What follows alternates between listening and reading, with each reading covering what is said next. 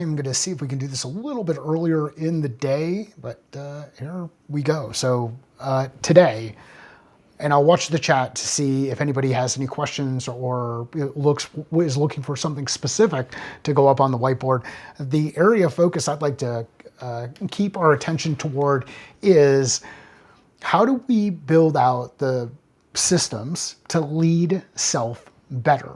And for me, systems, if we just go ahead and define it, what's a system? A system is the combination of process plus tools. Process plus tools. I'm a tool. You could apply me to do a specific thing over a specific period of time. The phone is a tool, the whiteboard is a tool, the marker is a tool. These are all tools that we can apply within a process and groups of processes, ultimately within an overall system to achieve a specific result, to create operational efficiency in the way that we work. So we have operating systems. Operating systems help make our computers move. We have operating systems for life, how we operate and achieve success for us personally. We have operating systems inside our business. And unfortunately, a lot of people don't really think about it in the context of specific systems. Maybe some of this conversation will actually help you. So we've got a system.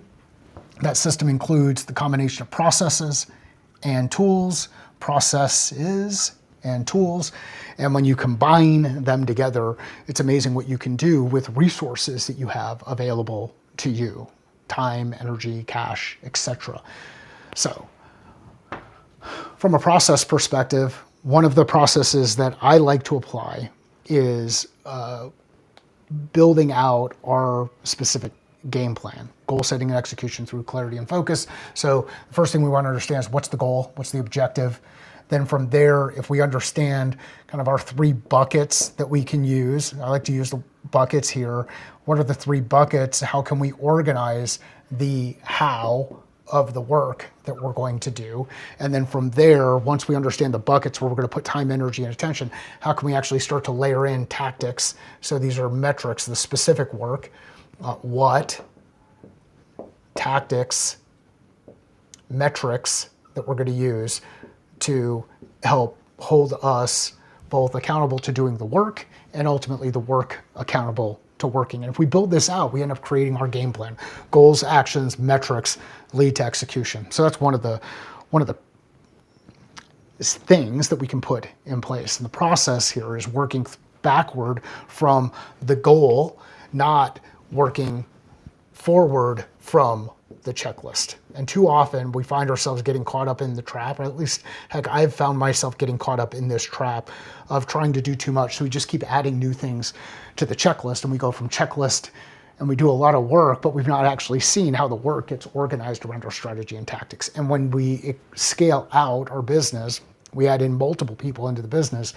Now you can get a lot of waste because you've got a lot of people doing a lot of things and may not necessarily be doing those things doing the right things in the right order. So one process that we can do is work through how do we align on strategy and tactics to achieve a specific result. And there's a tool that we have around this, which is called the game plan, to help build around it. Another thing that we can kind of work through is start to think about, hey, from a personal perspective, what does this leadership of self thing mean? Self, we've got three selves that I focus on. Number one is awareness.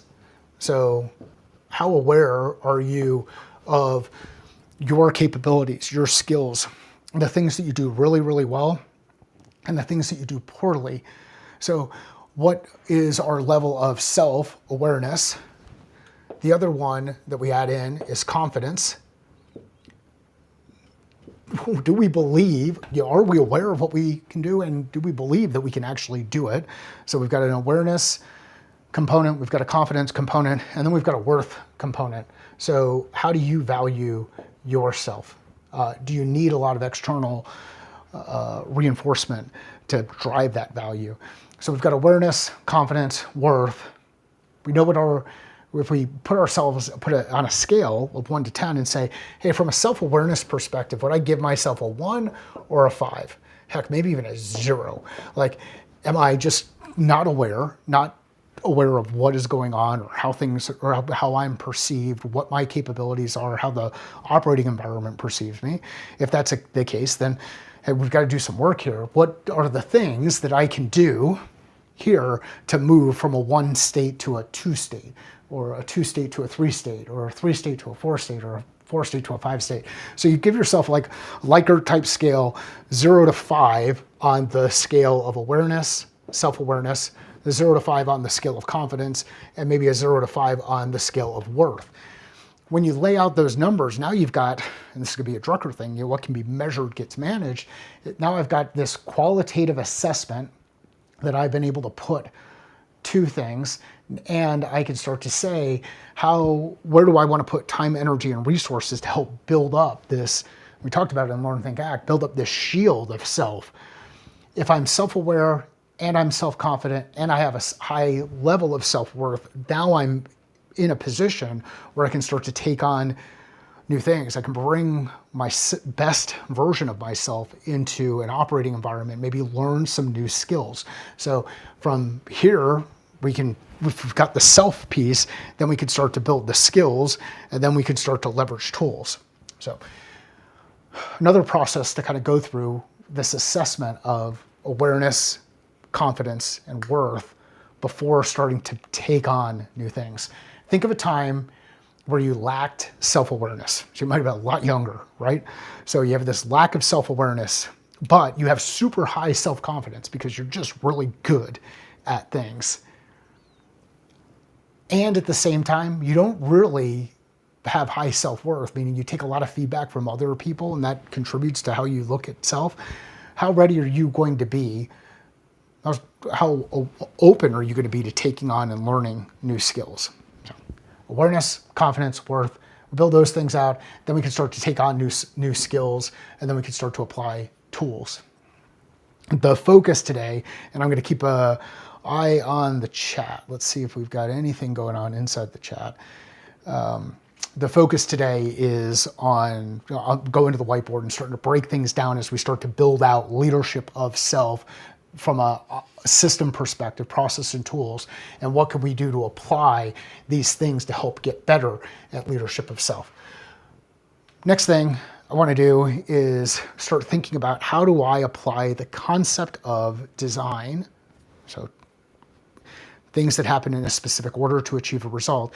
How do I think of design in the context of working toward achieving a specific outcome? One of the easiest ways to think about this is, and you see it in the Amazon logo, we want to move from A to Z, okay? We want to go from A to Z. There's a lot of risk in making that kind of leap. You may or may not be ready to make that leap. You may not have the processes or tools or the skills to be able to do those things. If we start to break this down into smaller parts, and think about it in, I should have put 3 in there, so we have 4 different groups, but we'll go with 5, and we'll do this in percentage. We break this down into the first 20%, the next 40%, 60%, 80%, and 100%, okay? Now we can start to look at it and say, what is it that I need to accomplish in this A state to get to, I'm gonna be off on my alphabet here, but let's say, what do I need to get from A to, let's say J, A to J. And then how do I break that down into smaller parts, figure out what my B, C, D, and E, and F, and H are, so that I can get to H, I, and then ultimately J. Break things down into smaller pieces. If you break things down into smaller pieces, you'll be able to identify next logical steps and start taking them. Now think about it. If you've got a lot of next steps that you need to take, so you've got this huge checklist of things,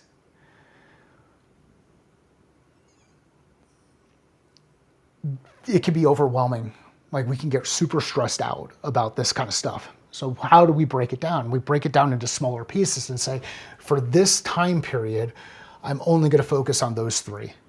For this time period, I'm only going to focus on those 3. And when I'm ready, I'll move into those last 2, as an example. So we aim small, we miss small, we break things down into smaller pieces and go out and address those. I'm not seeing anything inside the chat. We've gone about 10 minutes here. Talked a bit about the game plan. We talked a bit about organizing around the 3 selves. Laid out some thinking around design.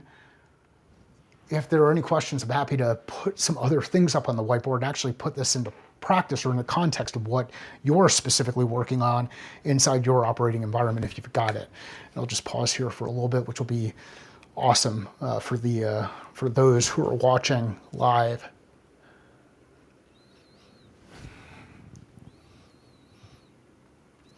All right, not seeing anything in the chat. What will help me, if you watch this recording a little bit later, help me with a bit of an understanding around what questions you have in the context of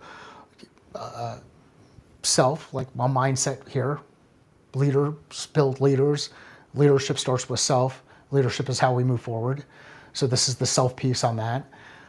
Skills, some of the skills that we've kind of gone through relative to either problem solving, decision making, goal setting and execution, design or communication, or tools like laying out a path from A to Z and breaking it up into smaller pieces, or aligning on strategy and tactics and building out a game plan, or getting into some of the other tools that we've talked about over time, which include things like a problem-solving tool, that hexagon, or a decision-making tool, the 2x2 or the square, maybe an effective communication tool, the call plan.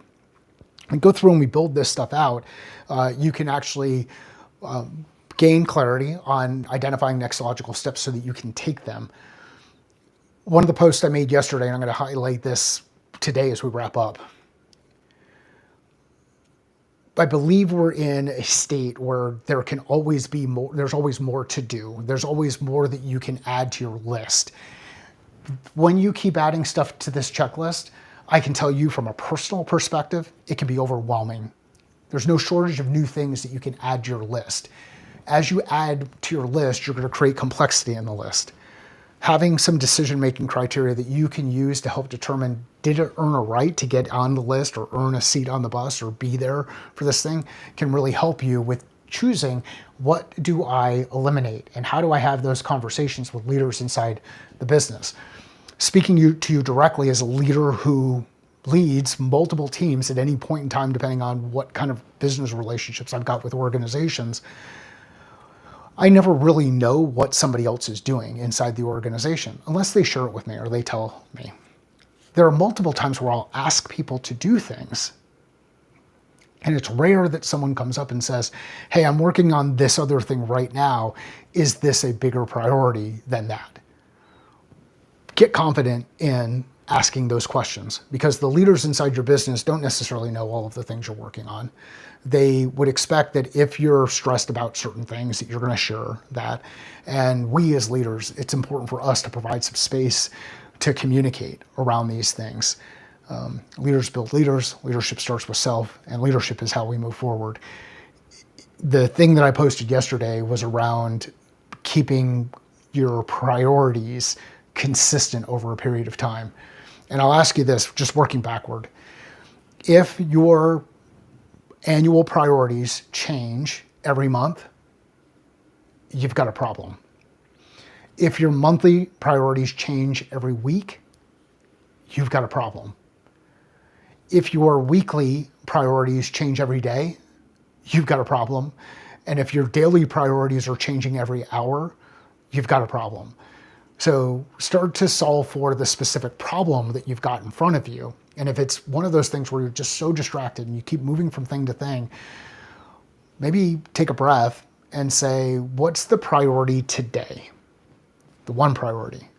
No more than 3. What's the one priority today? And then achieve that, go through, get that thing done, get that thing knocked off the list, and then start to assess what you're doing relative to your broader goals and objectives that you've set for the business.